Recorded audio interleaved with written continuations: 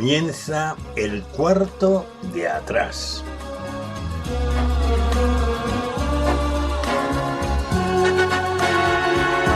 El cuarto de atrás es un tiempo para conversar entre amigos acerca de temas que nos importan. No pretendemos dar sentencias ni valoraciones especializadas, sino aportar las opiniones de personas como tú que se detienen a pensar en asuntos importantes que ocurren en nuestro mundo. El cuarto de atrás abre sus puertas durante una hora para tratar temas de actualidad desde una perspectiva diferente, la mayoría de las veces en tertulia, aunque de vez en cuando también entramos en un tiempo más íntimo y en vez de tertulia es una entrevista. En todo caso, nuestro acercamiento a la actualidad procuramos siempre que sea en perspectiva cristiana, porque esta es una emisora cristiana. Acompañamos el tiempo del cuarto de atrás, o más bien lo sazonamos con 2 o 3 breves pizcas de adobo musical. Preferimos temas de la gran música, también llamada clásica, aunque de vez en cuando escuchamos música de otros estilos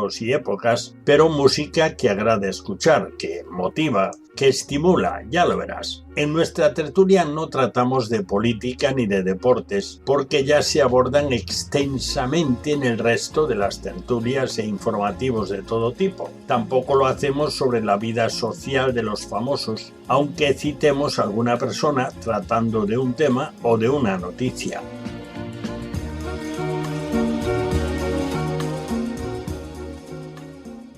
Bienvenidos al cuarto de atrás.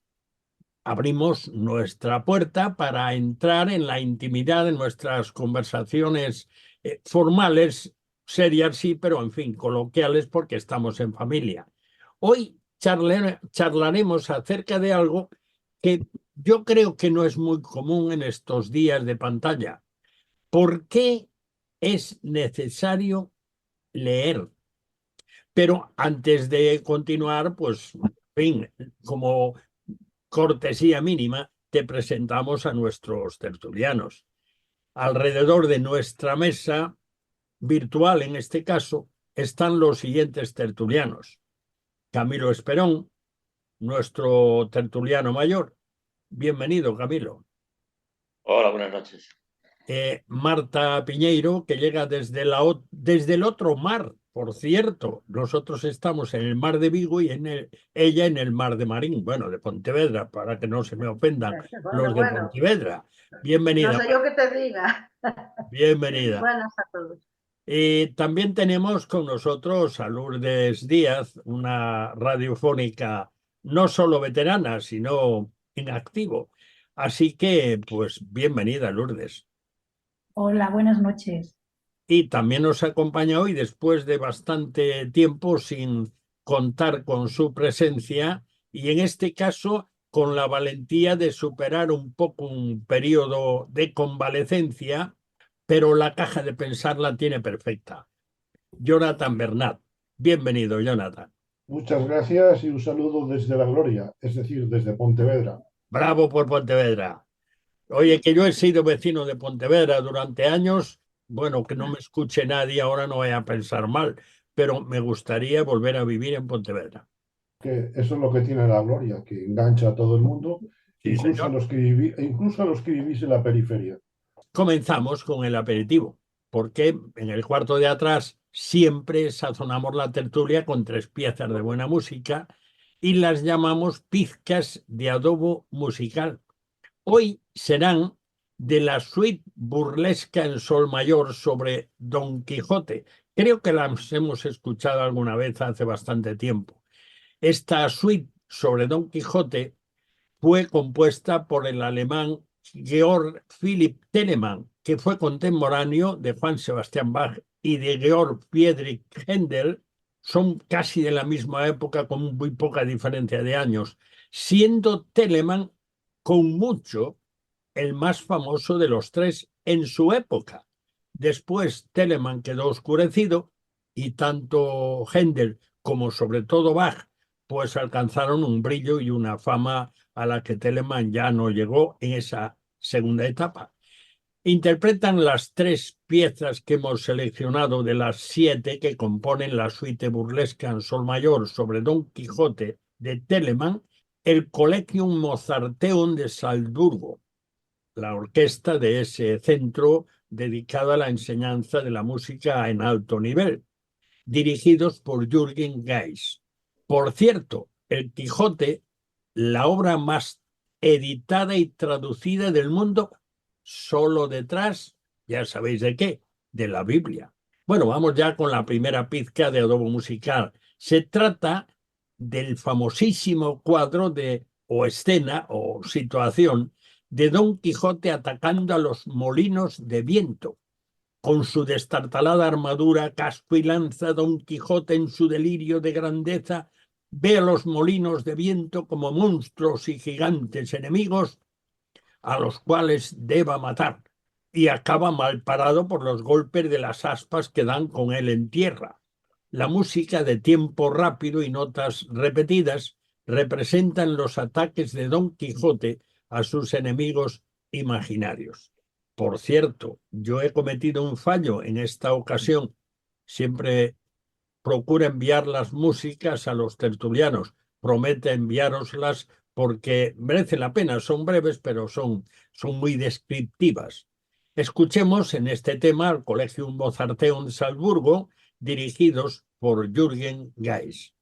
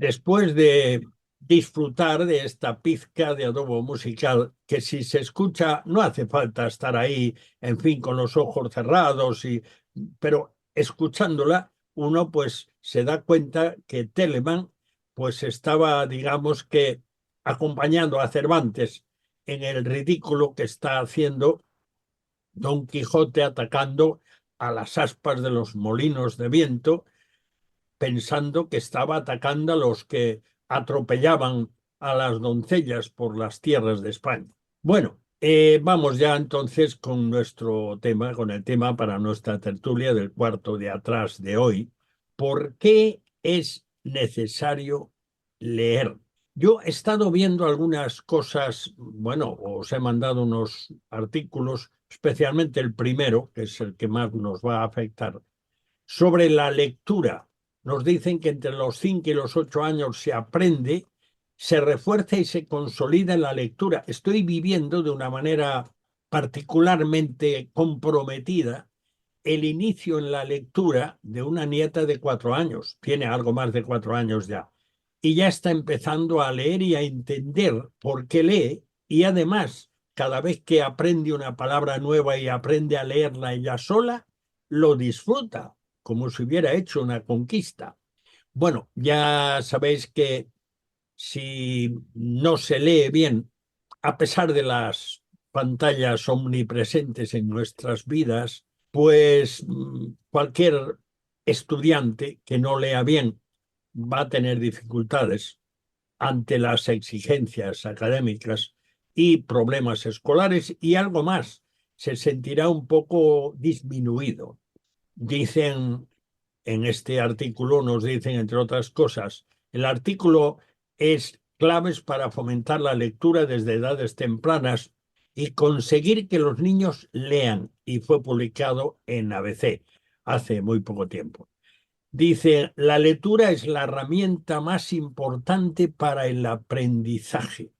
Bueno, y yo, si me permitís, me paro ahí así para empezar a entrarle al tema. Así que os voy a preguntar vuestra experiencia con la lectura.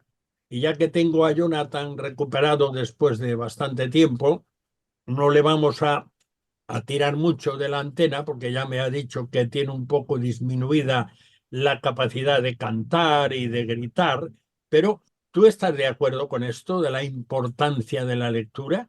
Pues gracias. Me sorprende, debo decir, como preludio, tu alemán. Veo que después de tanto tiempo tu dominio del alemán sigue progresando y se nota que estás leyendo a Goethe o, no sé, cualquier alemán, Gonzalochen o lo que sea, ¿no? O Arcilochen. Bueno, bromas aparte. Yo tengo la bendición, la suerte, la experiencia personal que mi padre se esforzó bastante en enseñarme las letras cuando yo prácticamente empecé con un añito y medio, 2 añitos. Y me contaba, y claro, obviamente yo no lo recuerdo, que me enseñó las letras y todo eso, y me animó mucho a leer. Y creo que parte de mi afición, mm, que no la llevo totalmente a la práctica, de mi afición, mi deseo de lectura viene dado por esa instrucción, siendo pequeño, quizá con 2, 3 años, que me empezó en lo clásico de las letras, con unas cartulinas, pues la J de Jonathan, la B de Bernat, o de Barcelona, lo que sea, ¿no? Lo clásico que se hacía. Y doy gracias a Dios, sinceramente, por el esfuerzo de mi padre, también los profesores que tuve en la escuela, y quiero recordar a varios maestros, señorita Ofelia, en fin, que nos daban literalmente a veces un poco la vara, ¿no? Pero que nos animaron a la lectura. Entonces creo que es esencial y ciertamente pues doy gracias a Dios por eso, ¿no? Quizá hoy, como se decías antes, lo de la pantalla sustituye o distrae mucho, pero creo que, como después veremos seguramente, fomenta la relación humana en la lectura y sobre todo el deseo de leer. Y lo haces sin esfuerzo, sino lo haces como algo instintivo, ¿no? Igual que el hablar, igual que se nos enseña el castellano, o en fin, la lengua materna o la que fuere, ¿no? Entonces, eso. Y bueno, se nota que tú también fuiste instruido en el alemán, Daniel, porque desde luego proclamo, vamos, lo tuyo es de Berlín, la zona oeste. Marta, ¿cuál ha sido tu experiencia con la lectura? Tu experiencia inicial. Pues yo desde muy pequeñita leí, pero yo no tan prosaico como Jonathan, ¿eh? Yo es que realmente tuve un hermano cuando yo tenía 2 años y me celaba de mi hermano. Entonces mi madre tomó la sabia decisión ya hace años que no había las guarderías y había un maestro al lado de nuestra casa que era un señor que había perdido una pierna en cuestiones de guerra. Yo nunca lo entendí. Más adelante entendí que creo que era del bando rojo y nunca aprobó oposiciones. Y entonces allí que me mandó mi madre. Y yo estaba encantada porque, claro, él daba clase a los niños muy mayores, a los que no habían quitado el grado escolar, o sea, muy mayores, 16, 14, 15 años. Entonces yo era la pequeña allí, con 2 años, 2 años y medio. Entonces iba casi que de colo en colo y ellos les enseñaban a leer. Dice, bueno, pues algo tengo que hacer. Y entonces, entre que me llevaban a tomar una chuche y a cosas así por el estilo, aprendí a leer. Y aprendí a leer rapidísimo. Y como aprendí muchas otras cosas que a lo mejor no tocaban por mi edad, pero como yo le decía a mi madre, mamá, este niño no lo queremos, le ponemos una almohada en la boca, este niño ya se acabó y fuera, ¿para qué lo queremos este sobra? Entonces mi madre dice, uy, que esta me la lía, me la lía, me la lía. Y entonces ahí que me mandaron al cole y luego tuve la gran suerte, mi padre era un gran lector. Mi madre no tanto, pero nosotros vivíamos en una casa de 2 plantas más adelante y mi madre cosía abajo. La teoría de mi madre es que yo nunca podía salir de casa o que me vinieran a buscar mis amigas, mis amigos para jugar, si antes no hacía los deberes y no leíamos. Pero lo bueno del asunto es que ella siempre traía cualquier cosa de Ferrol, cualquier chuchería y nos sentaba a todas alrededor con un cuento. Entonces cada una iba leyendo un trozo y después teníamos que decir lo que habíamos leído. Entonces todo el mundo se anotaba primero a mi casa por las chuches, porque mi madre traía las bolsas de Subus, pero en segundo lugar porque así leíamos y entonces aprendimos muy bien la comprensión lectora. Mi padre luego además como era carpintero nos hizo un armario sin parte de atrás y ya lo representábamos porque teníamos una habitación para nosotras. Y mis amigas, aun cuando voy a Ares a veces, me dicen, los mejores momentos de nuestra vida era cuando teníamos 7, 8, 9 años y tu madre nos sentaba allí y leíamos, qué bien nos lo tenemos pasado. Entonces yo creo que muchas de nosotros aprendemos a leer, aprendimos en ese momento. De hecho, yo tuve una amiga que ella fue la presidenta del Centro de Arte Dramático Gallego y siempre se acuerda que aprendimos a leer y que escenificábamos todo y que decíamos lo que leíamos sentadas todas alrededor de la máquina de coser de mi madre. Qué buena experiencia. Sí, sí, fue Lourdes, muy bonita, ¿eh? Sí, sí, seguro, una seguro. etapa de mi vida preciosa. Lourdes, ¿cuál ha sido tu experiencia? Pues mira, mi experiencia fue en mi casa leía mi madre. Era a la que más le gustaba leer y sobre todo libros de poemas. Mi padre no tanto, mi padre era lector de periódico. Él se leía todo el periódico, todas las noticias.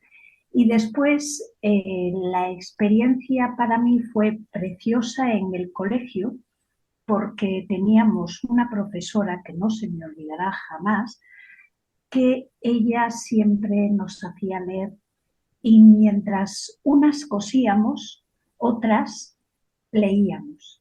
Y entonces, pues bueno, unas estaban cosiendo y las otras estábamos leyendo Don Quijote de la Mancha. Don Quijote de la Mancha lo he leído muchísimas veces porque cada 2 por 3 se renovaba otra vez el libro y comenzábamos a leerlo de nuevo. Siempre me ha gustado muchísimo leer, todo, porque además encima me gustaba leer en voz alta, porque me gustaba escucharme y corregirme y poner la entonación que tenía que poner, respetando los puntos, las comas, todo. Me encanta leer. Mira, pues ese fue un buen prólogo para el micrófono, Sí, sin duda así es. ninguna. Camilo, ¿cuál fue tu caso, tu encuentro con la lectura y con los libros? Yo creo que fue bastante normal, ¿no? Mis padres pues eran empresarios y no tenían mucho tiempo, pero sí me enviaron a una buena academia. Tuve la suerte de tener un hermano mayor con una diferencia bastante importante y sí tenía una buena biblioteca y eso para mí fue muy importante descubrir esa biblioteca y empecé yo creo que como cualquier crío, ¿no? Me gustaban los tebeos de pequeñín, el Capitán Trueno, Jabato, Jonathan, tú de eso no te acuerdas. No, Y yo en mi época ya, sin querer llamarte persona mayor, pero para mí eso era de gente mayor, ¿sabes? Entonces, en mi edad eso era ya de adultos. sí, sí. Es de los superhéroes, de los siete magníficos. Pero bueno, yo pienso que la lectura de los tebeos en los críos es importante como iniciación a la lectura. Para mí lo fue. Porque eso me llevó a, cuando ya era un preadolescente, pues a empezar con la literatura juvenil, ¿no? Pues yo qué sé, Tartarín de Tarascón, pues yo qué sé, eh, Moby Dick, etcétera, ¿no? Pues, El último mohicano, todo ese tipo de literatura que me la comía. Y después el salto a la gran literatura, pues fue debido a una enfermedad. Tuve que estar encamado mucho tiempo. Y yo decía, mi hermano tiene aquí estos libros. Me acuerdo incluso de los títulos de algunos libros que no me sonaban de nada, pero dije yo, esto vale la pena leerlo. Evidentemente no era cristiano ni era literatura cristiana, pero sí era literatura con mayúsculas, buena literatura, ¿no? Y algunos premios Nobel. Y entonces, pues eso fue, de ahí en adelante, pues no lo dejé. Pues una afición que no puedo dejarla. Ahora, después de tropecientos años, que ya voy mayorcete, como dice aquí mi amigo el jovencito Jonathan, no puedo dejar de leer. Leo de hace unos años para acá con menos intensidad, pero no soy capaz de dejar un libro, ¿no? Y no soy capaz de dejar de comprar. También es cierto que tendré unos 50 libros por leer todavía, y sobre todo en la biblioteca digital. Que la pandemia me hice con títulos y títulos y títulos. Pero sé que están ahí, sé que todos son muy interesantes y que algún día le echaré el ojo, o al menos esa es la intención. Pero pienso que la lectura es fundamental y, bueno, más adelante igual hablemos de por qué ahora no se lee, pero bueno, eso es. De momento es mi experiencia, ¿no? Daniel, si me permites una pregunta a Camilo. Yo quisiera preguntarle a Camilo, ¿cuándo descubrió la palabra conspiración? Porque eso, o sea, es que tú buscas en el diccionario Camilo y la palabra conspiración y te sale la foto de Camilo. O sea, La palabra conspiración la inventó la CIA en Estados Unidos cuando algunos periodistas serios decían esto no pudo ser así. A John Fitzgerald Kennedy no pudo haberlo matado este señor y de un solo disparo, ¿no? Desde aquel lugar, ¿no? Y entonces digamos, menospreciar o desprestigiar a aquellos periodistas inventaron esa palabra que es conspiranoia, conspiración. Entonces yo la descubrí muy pronto y yo tuve que decir, pues yo soy uno de ellos. Porque yo he salido de un mundo donde las conspiraciones existen, son reales, aunque le dé la risa a mi amigo y hermano Jonathan, ¿verdad? Y entonces, pues, ¿qué le voy a hacer? Es defecto del animal, don Jonathan. gracias por aclararme ese punto. Hombre, Estaba aquí, así. al lado de donde yo vivo, en la avenida García Barbón, hay un local que es de La Voz de Galicia y en el escaparate del local hay unas fotografías que deben llevar ahí, yo que sé, los años, pero bastantes años, y en una de ellas es un reportaje de un periódico y yo recuerdo haber leído ahí, vamos, cada vez que paso, pero no leo siempre porque ya me lo sé de memoria. Lo digo por la mención que hizo Camilo. En el asesinato de Kennedy hubo por lo menos 3 conspiraciones. O sea que, bueno, está en letra de imprenta muy grande y en un escaparate. Bueno, yo os cuento porque para mí ha tenido muchísima importancia mi entrada en los libros. Yo no sé cómo aprendí a leer. Yo sé que a los 4 años leía de corrido. Eso sí sé.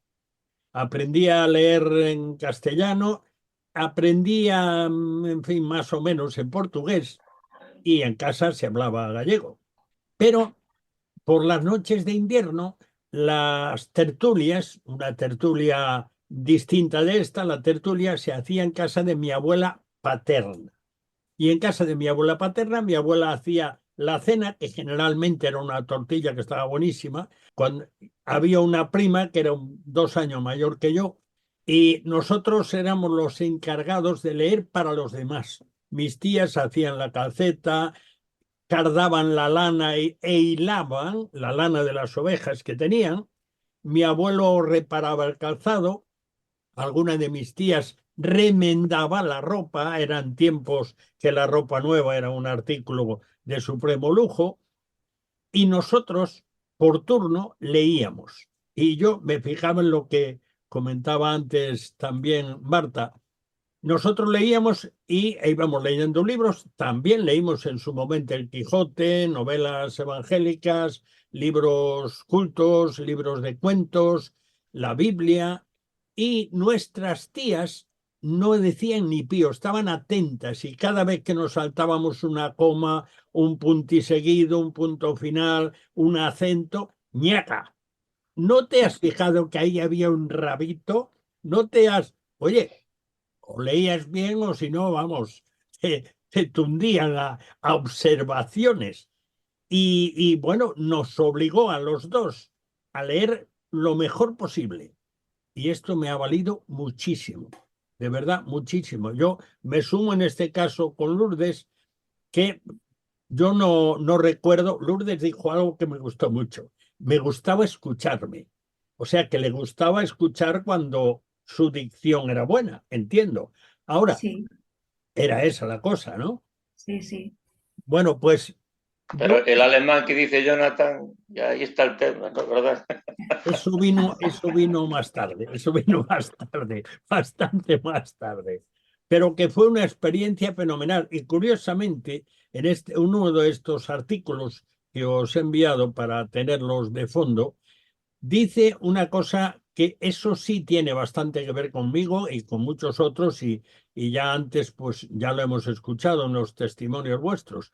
La lectura en voz alta por parte de progenitores o los que sean, o tutores o hermanos mayores como estímulo cognitivo y afectivo temprano tiene numerosos beneficios para la infancia. Favorece la adquisición del lenguaje y repercute en el desempeño escolar. Dice algo muy interesante, da la oportunidad de escuchar, pensar, sentir, preguntar. Es más factible si se realiza desde edades muy tempranas, incluso desde los primeros días de vida. A mí sí me han leído mucho, me han leído mucho. En este caso, sobre todo de la Biblia, pero también lecturas de periódicos. Y yo siendo un niño, los martes, yo creo que eran los martes cuando la tenía, leía la hoja del lunes a un vecino para leerle todas las crónicas de los deportes. Entonces venían todos los lunes, ahora vienen quién sabe cuándo y cómo. Pero leía las crónicas y me aprendí de memoria las alineaciones de varios equipos, ahora ya no las recuerdo, el Atlético Madrid, el Valencia, el Bilbao, la Real Sociedad, el Real Madrid, a base de leerlas un día y otro día y otro día y otro día, y como se lo leía él en altavoz, él estaba encantado, es como si escuchara la radio una vez más. Bueno, A ese respecto, yo quisiera decir, yo tuve también la bendición del culto familiar, donde hacíamos el culto familiar en nuestra casa y cuando se leía la Biblia, cada uno leía un versículo. Y bueno, mis padres me recordaban a mi madre que vive ya cuando tenía bien su memoria, pobre mujer, pues que yo también participaba como si entendiera lo que estábamos leyendo, ¿no? Y eso también en nuestra casa, tanto a mi hermana como a mí, nos fomentó mucho la lectura en voz alta. Aparte que en nuestro caso teníamos la bendición de nuestros padres, mi padre era pastor, y entonces eso también nos ayudaba muchísimo el leer en voz alta, ¿no? Y después, pues, eso, vamos, fue, repito, aparte del hogar que nací, fue una bendición también del cielo, el tener ese el tiempo familiar, donde leyésemos entre todos la Biblia, y bueno, aún con tus errores y tus cosas en la lectura y tus equivocaciones cuando leías, ¿no? hay que explicar a nuestros escuchantes que cuando Pues, hablamos de pastor, como Jonathan ha hablado en este momento, no se refiere a un pastor de ovejas, sino a un pastor de una iglesia evangélica. Por cierto, hace muy poco, y esto creo que salió aquí en alguna de las tertulias, en una clase de religión evangélica, pues resulta que en esa clase había un grupo importante de niños de la etnia gitana. Y entonces estaban preparando algo para la Navidad y les dijeron que había que venir vestidos de pastores. Vale, entonces pues los niños vinieron, como en fin, imitando lo posible, en sus casas le hacían, y hubo uno de los niños que vino impecable de traje, corbata, tal, dice, oye, pero esto, hombre, yo vengo vestido de pastor.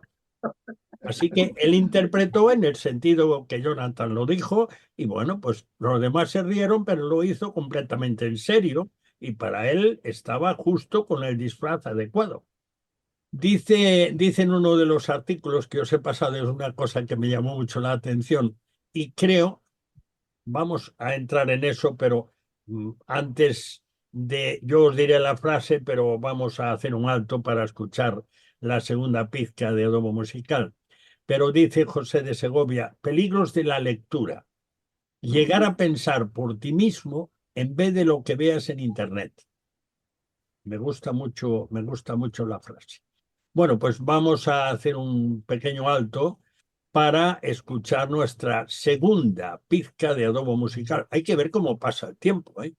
Yo estoy hasta un poco preocupado por esa rapidez. Creo que desde lo de las auroras y esa llamarada solar, creo que se ha acelerado el reloj. Bueno, nuestra segunda pizca de Adobo Musical es aquel evento que trata en el Quijote Sancho Panza apaleado por no pagar el alojamiento de la suite burlesca en Sol Mayor sobre Don Quijote de Telemann. El grueso criado de Don Quijote es representado en este movimiento cuando es empujado y golpeado por los aldeanos por no pagar el alojamiento. Escuchemos en este tema al Collegium Mozarteum de Salzburgo, dirigido por Jürgen Geis. Lo escuchamos.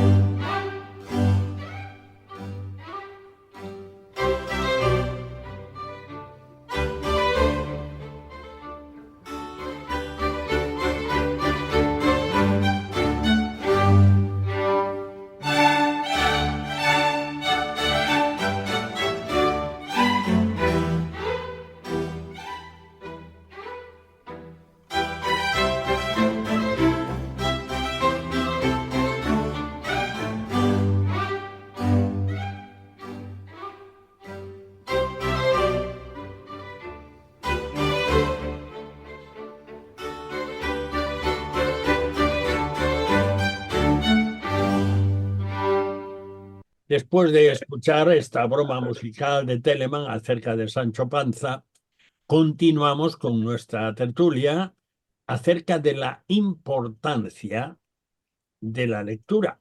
Y yo voy a haceros una pregunta, por favor, respuestas breves y concisas. Si José de Segovia tiene razón en eso que él dice, que uno de los peligros de la lectura es llegar a pensar por sí mismo en vez de lo que vemos en Internet o en los discursos o en los periódicos o donde sea. Jonathan, ¿tú tienes esta experiencia?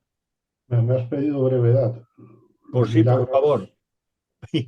Ahora, en serio, bendito peligro, porque el leer crea, pues eso, independencia, perspectiva, no es uno manipulado y, sinceramente,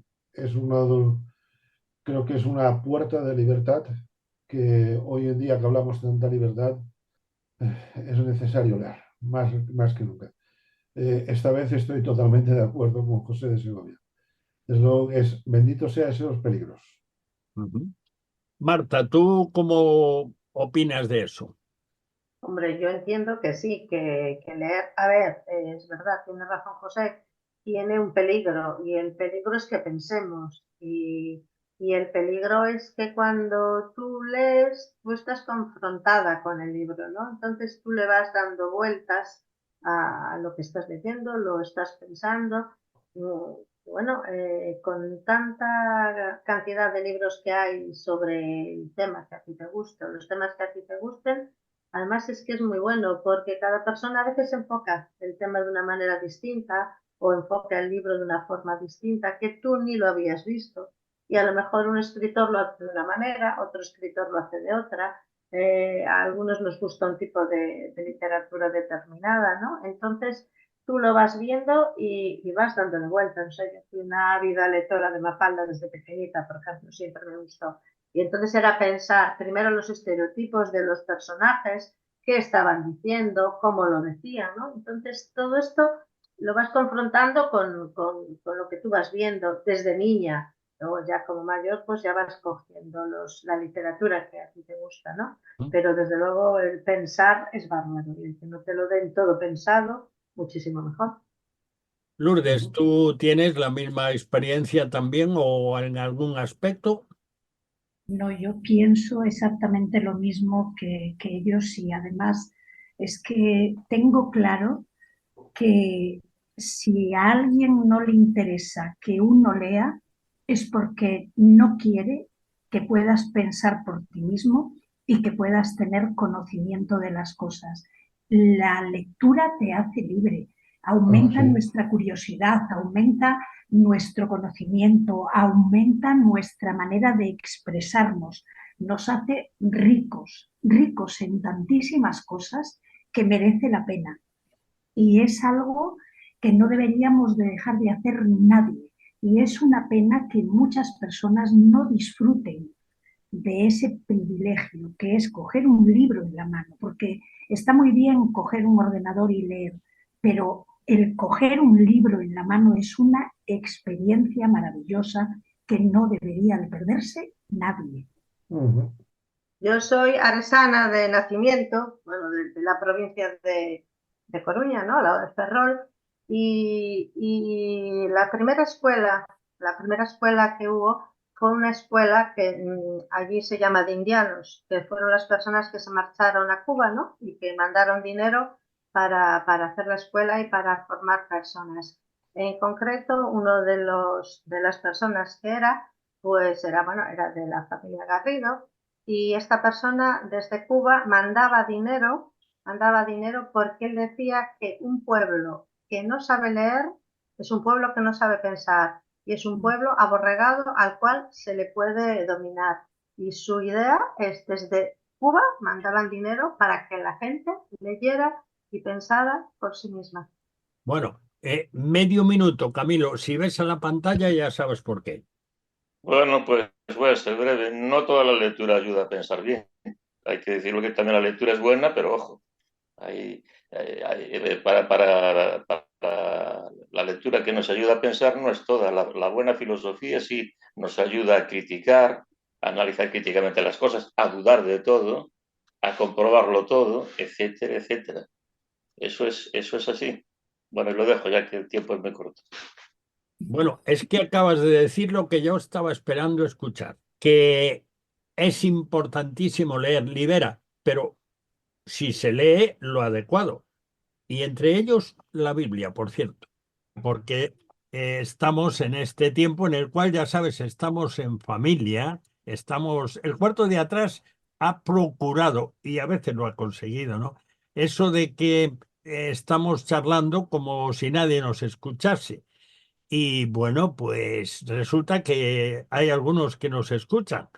Bueno, pues aquí estamos igual, estamos charlando alrededor de esta mesa, procuramos, y yo creo que en general lo conseguimos, no ofender a nadie, pero a veces decimos cosas que pueden molestar, es verdad, pero eso pasa en todos los medios. Procuramos que las cosas que molestan sean cosas que si no están perfectamente dichas, que sean correctas. Y en ese caso, pues la molestia se sobrelleva muchísimo mejor. Pero hay una cosa que yo os quiero preguntar, aunque algo ya habéis dicho, pero me parece que sería bueno. que lo hablásemos, porque hay algo de lo que todo el mundo se lamenta en este momento.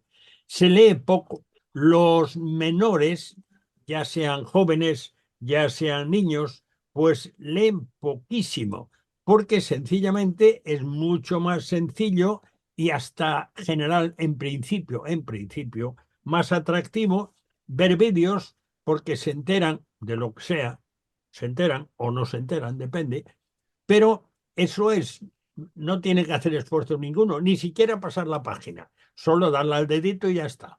Bueno, y que eso ha eliminado a muchos posibles lectores. Entonces, yo pregunto, ¿qué os ha influido de manera particular? ¿Cuánto os ha influido, aunque algo habéis dicho ya? El ejemplo, Jonathan, el ejemplo como, digamos, referencia para imitar en cuanto a leer.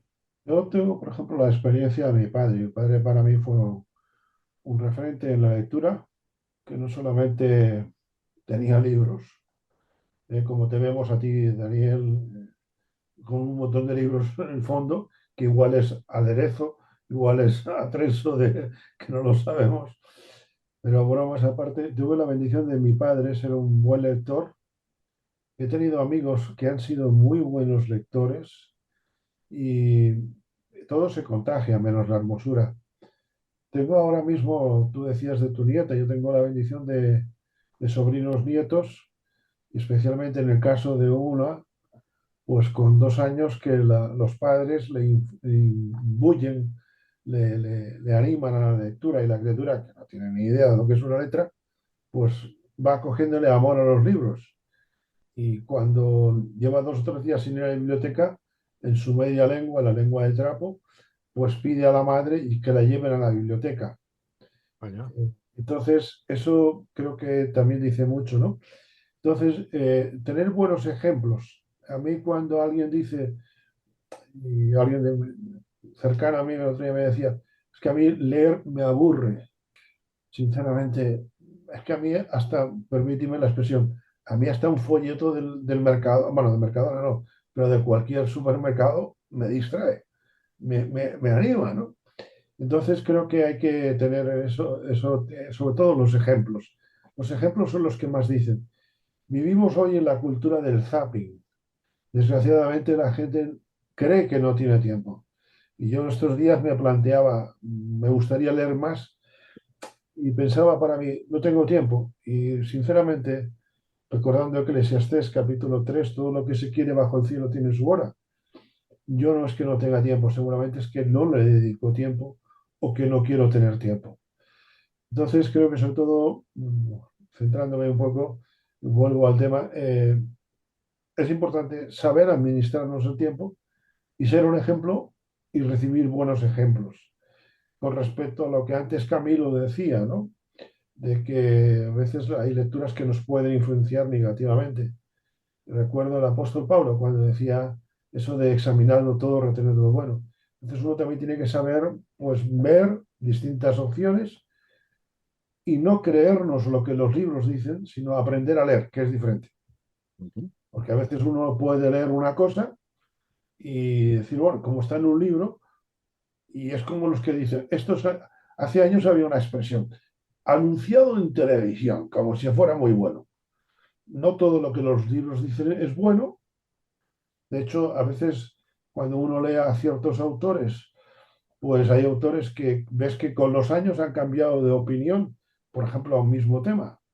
Y entonces uno también tiene que saber, digamos, no sé si decir evolucionar, no, pero madurar en ese sentido y examinarlo todo y después uno quedarse con su propia opinión, ¿no? Entonces creo que sobre todo, y con esto concluyo, aunque parezca mentira, eh, uno tiene que también saber leer, no solamente leer libros, sino también saber qué dice el libro y tener su propia opinión, porque al fin y al cabo uno es el responsable de uno mismo. Marta, para ti, en ese sentido, ¿qué te ha influido más de lo que has recibido para llegar a discernir, a entender, a poder juzgar lo que lees? Bueno, a ver, mi padre era un buen lector, ¿no? Pero a mí siempre me llamó muchísimo la atención como cuando venía Marín, la familia de mi madre, como mujeres mayores, mi abuela era mayor, claro, yo la veía como muy mayor, ellas leían, bueno, ellas aprendieron a leer rapidísimo, eran una generación que aprendieron en la escuela evangélica y que ellos aprendieron leyendo la Biblia. Entonces, ellas, yo no sé cómo se las ingeniaban, pero mi abuela y la tía Lidia tenían las novelitas del momento evangélicas, Cristóbal y su organillo, Brillando para él, Luz que no se apaga, y entonces nos las iban dando por dosis a las más pequeñas para que las fuéramos leyendo. Y entonces ellas se sentaban con nosotras a leer. Entonces, eso para mí fue una gran escuela, porque ver mujeres que en aquel momento no leían, y ellas leían y escribían perfectamente. Y sobre todo después, como tú decías antes, a los que nos escuchan y no lo saben, los cristianos evangélicos, los domingos vamos a lo que llamamos la escuela dominical. Y entonces ahí vamos los niños y se nos enseña la Biblia. Y entonces yo tengo muy buenos recuerdos de maestras en la escuela dominical que además de enseñarnos a leer y que recitáramos el versículo que nos habían enseñado, ellas después nos dejaban a nosotros hablar.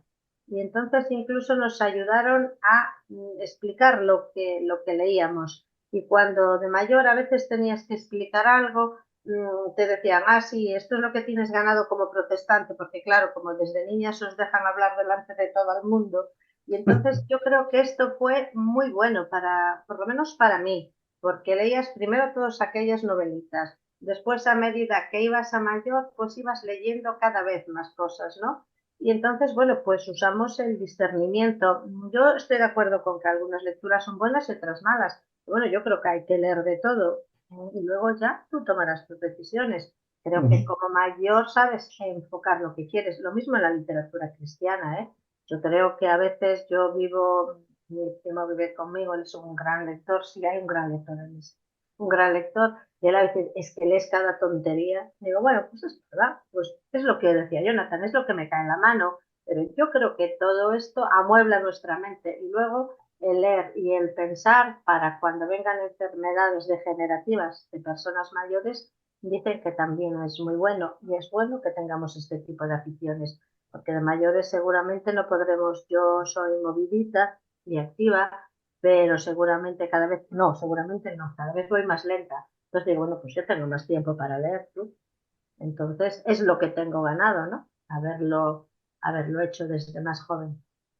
Pero te queremos, Marta, aunque vayas más lenta. No te preocupes. Algunos lo agradecen, sobre todo mi ángel de la guarda, ¿eh? No crees. De todo lo que me tuvo que librar. Dice, Señor, cuando estaba ya para el cielo, dame un jubilado. Lourdes, para ti, ¿cómo has llegado a, digamos, madurar leyendo? Bueno, yo tengo que agradecerle a la profesora doña Trini, que era la que me inició verdaderamente en la lectura. Y, y tengo que decir que, que hay algo que me parece muy importante de todo lo que hemos hablado y es que tenemos que cuidar mucho lo que leemos, por supuesto, pero yo creo que leer te da esa capacidad de tener criterio, ¿verdad? Ah, Y de ver realmente lo que te gusta, lo que te conviene, lo que no te conviene. Y ya después, cuando he conocido al Señor, cuando he tenido la oportunidad de leer la palabra, entonces he aprendido muchas más cosas. Y verdaderamente he aprendido a escudriñar la palabra de una manera diferente. Pero leer siempre me ha dado criterio para tener claridad sobre todas las cosas que había a mi alrededor y en mi vida. Y me ha ayudado muchísimo. Soy una persona que he sido siempre muy soñadora. Entonces, leer me ha ayudado a viajar muchísimo y a volar, porque a mí mi madre me llamaba Antoñita la Fantástica. Entonces, claro, esas cosas, los libros me ayudaban muchísimo y era muy soñadora, era capaz de vivir el libro de una manera que parecía yo la protagonista. Y eso inculcó también a mi hija ese deseo de leer. Y mi hija es una lectora empedernida. Sin embargo, mis nietos, que ella les ha leído desde pequeños, En cuanto que han empezado a ser más mayorcitos, los veo más entretenidos con una pantalla que con un libro. Y eso me da pena porque en su madre no la ven. Veo que realmente el ejemplo muchas veces no es lo que realmente recogen los que están a nuestro alrededor.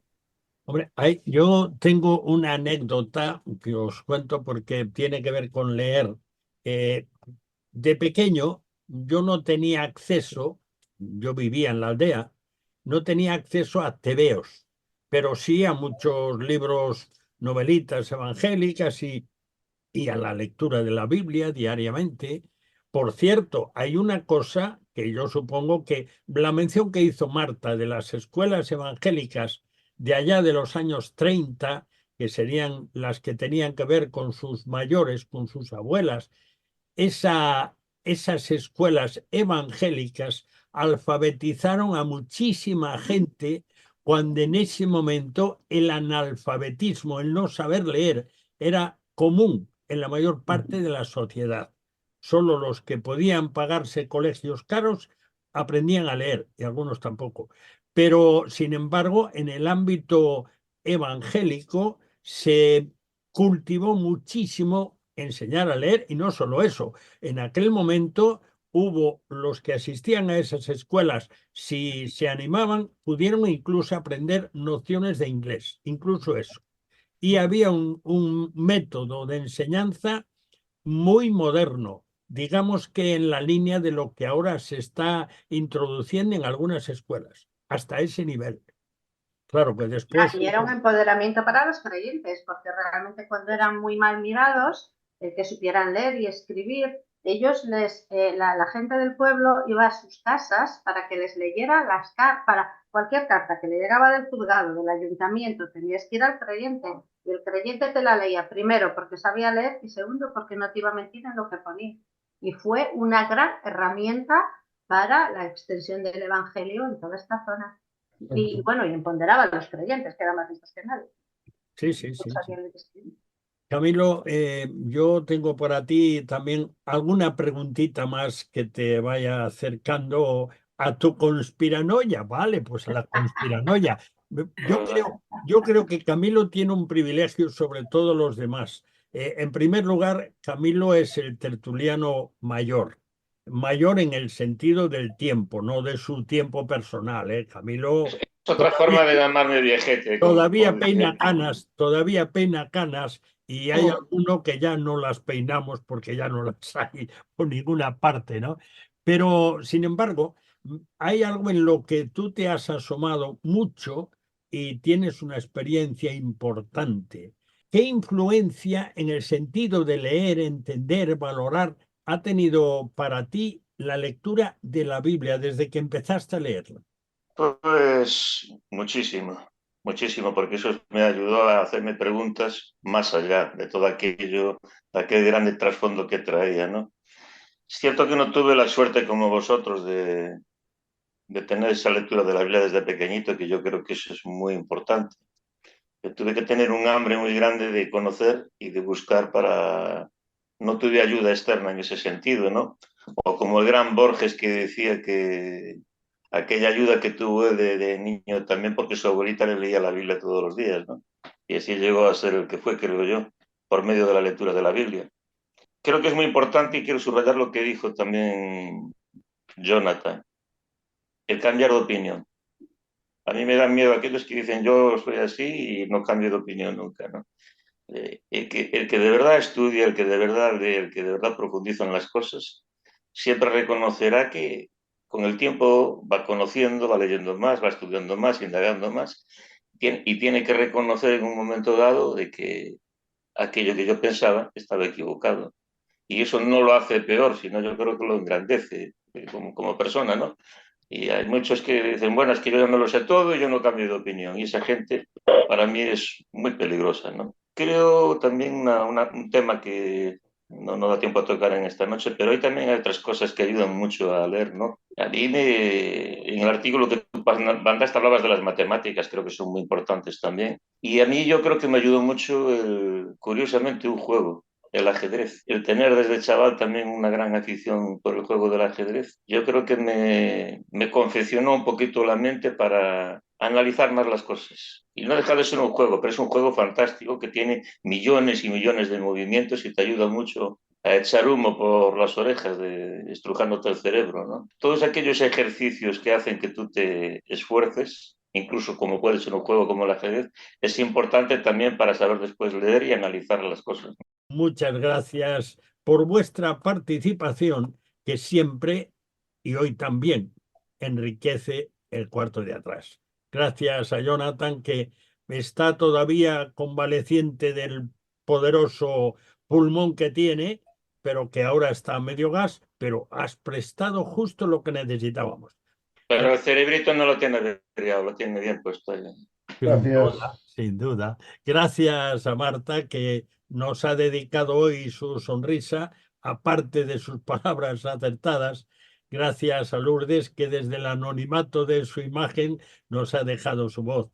Gracias a Camilo, que apuntó sus toques, que siempre apunta, que si no, Camilo no estaría en la tertulia, está siempre, así que por algo será.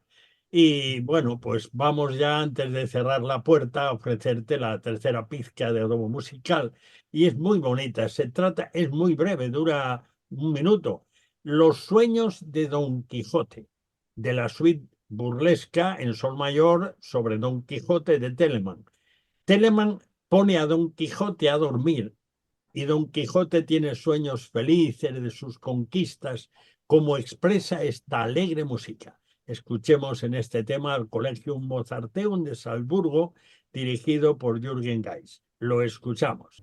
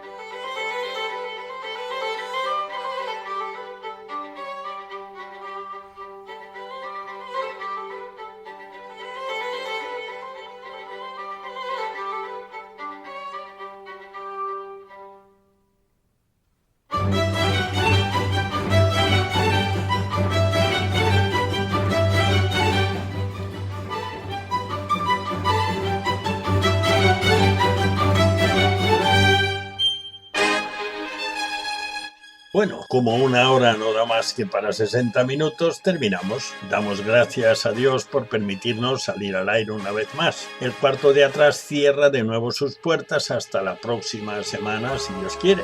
Muchas gracias por acompañarnos en este rincón familiar al que tienes acceso libre. Te esperamos el próximo día, a la misma hora y en esta misma emisora. No nos faltes. Dios te bendiga. Te habló Daniel Baruja.